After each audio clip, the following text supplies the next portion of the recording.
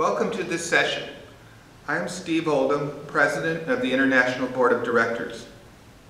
In this session, the members of the board want to bring you up to date on changes and developments in the ministry. This includes decisions and events since the last convention. Each of the board members will present a topic or two. First, I can tell you a little bit about the board. The overall direction of the Beginning Experience Ministry is entrusted to the International Board of Directors. The voting members of the board make policy decisions for the ministry and generally supervise its activities. It is made up of a group of members, presently 7 voting members, with staggered terms. Each of us are widowed or divorced people who have experienced the healing power of this ministry and wish to give back, just as team members give back to support the ministry. I myself was divorced a number of years ago and found this ministry to be so valuable to me in my healing and recovery after the divorce. We all come from different teams. Each member also works with teams in his or her region. There are also several advisory members that may participate at meetings. These members are currently Beginning Experience founder Josephine Stewart, Executive Director Kathleen Murphy,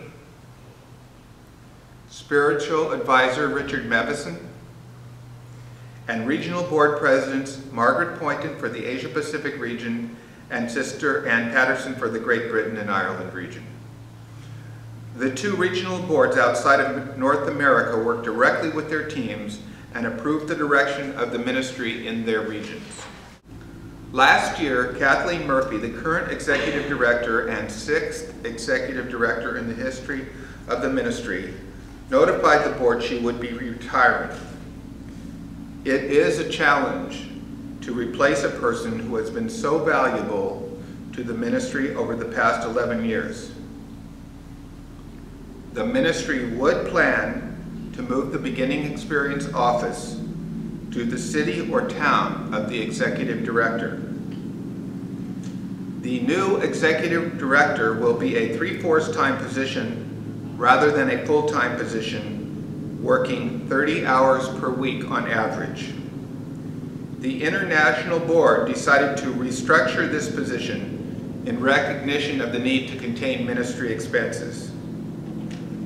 To make this a true 3/4 time position, it was necessary to reduce the responsibilities of the Executive Director, in particular limiting North American-based regional conferences in odd-numbered years and replacing them with smaller area meetings. Board member Carolyn Rohde will discuss this during her presentation. This past February, the ministry began to publicize the future position opening through ministry newsletters, on employment websites, and through personal board member contacts. Applicants submitted resumes and letters of interest. Over a period of time, we received 17 applications. Candidates had varying backgrounds and varying degrees of familiarity with the ministry. In the initial screening processes, the number of candidates was reduced to 6.